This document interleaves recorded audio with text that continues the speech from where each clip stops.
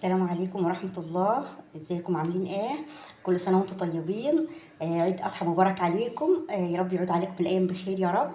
ان شاء الله النهارده هنعمل مع بعضينا طاجن لحمة جميل جدا وطريقته جميلة جدا. ان شاء الله هتعجبكم. طبعا انا معايا لحمة هنا. طبعا زي ما انتم حابين، بتحبوا اللحمة مثلا ملبسة او حمرة، طبعا انتوا زي ما حابينها. حابين مثلا قطع صغيرة عادي، برضو حابين تبقى منابات كبيرة زي كده. تمام. ان شاء الله الطريقة هتعجبكم. يلا مع بعض نشوف هنعمل ايه. طبعا انا خدت اللحمة شطفتها شطفة، وهحط عليها التوابل. معايا توابل هنا: كمون وكزبرة وفلفل اسمر وتوابل لحم. هنفضيها عليها كده طبعا، وهندعكها ضحكه كويسه جدا التوابل مع اللحمه كلها كده. طبعا دعكت اللحمه بالتوابل حلو جدا. طبعا انا مش هضيف ملح لما اسوي اللحمه دي نص سوا، هنسيبها نركنها على جنب ونشوف هنعمل ايه تاني. طبعا ركننا اللحمه تشرب التوابل. معانا هنا بسله خضراء، معانا جزر مقطعينهم طرنشات مكعبات صغيره، ومعانا بصلتين مقطعينهم طرنشات، وفلفل الوان مقطعه برده طرنشات. لو حابه تحطي فلفل رومي عادي الموجود عندك. معايا هنا حبيتين طماطم او ثلاثه طحنتهم في الخلاط، فصين توم. ومعايا هنا كيلو بطاطس مقطعين بالطريقه دي مكعبات. تمام. يلا نشوف هنعملها مع بعضينا. طبعا معايا هنا صينيه هضيف فيها البطاطس، هنزل فيها بالخضار اللي معانا كله.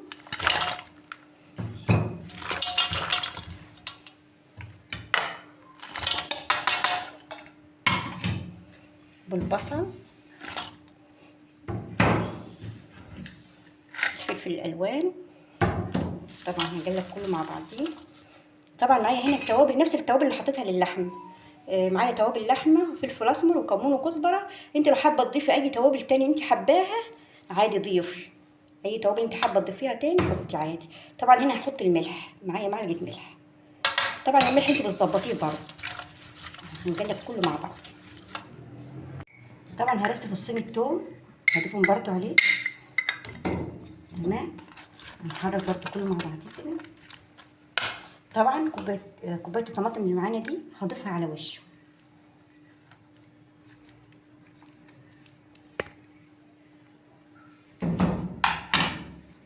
برضو هحرك كده كله مع بعضيه زي ما حضراتكم شايفين كده تمام. عندي حله هنا حطيت فيها حبه زيت ومعلقه سمنه. طبعا هنخليها تسخن كويس كده. سخنت معانا اهي، هننزل فيها باللحمه، هنديها تشويحه كده. تمام.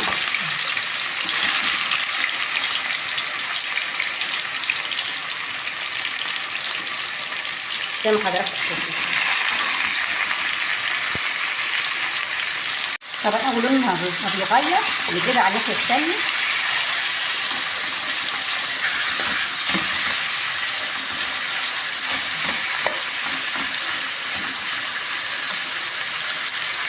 طبعا بعد ما تاخد لون معانا كده، لون ذهبي فاتح كده، بحط طبعا معايا بصل صغير كده، هحط معاه يديها طعم جميل جدا.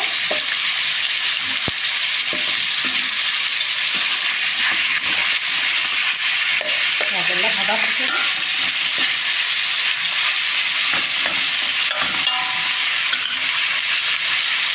طبعا بعد ما شوحنا اللحمه كلها كده وعطيناها اللون الذهبي، هنزل عليها كوبايتين ميه سخنه. هديها نص طيبان، يعني نسلقها نص سلقه كده. تمام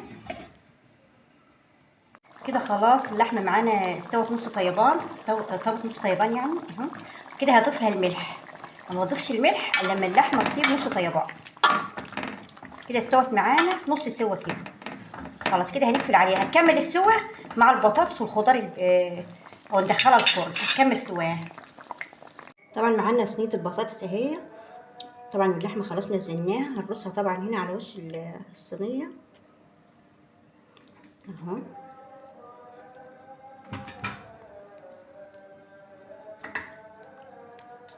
طبعا احنا مش هنضيف على الصينيه دي اي حاجه تاني، هي هتستوي مع نفسها كده.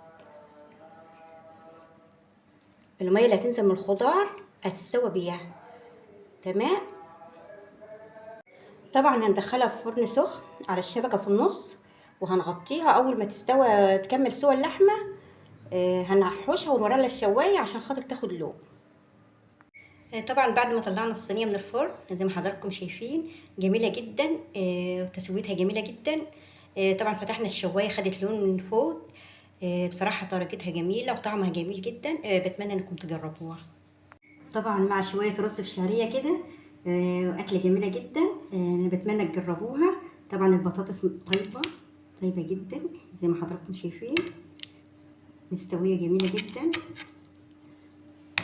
طبعا واللحمه طبعا كمان طيبه اهي زي ما حضراتكم شايفين، مستويه جدا برضو اهي. بتمنى طبعا الفيديو يكون عجبكم.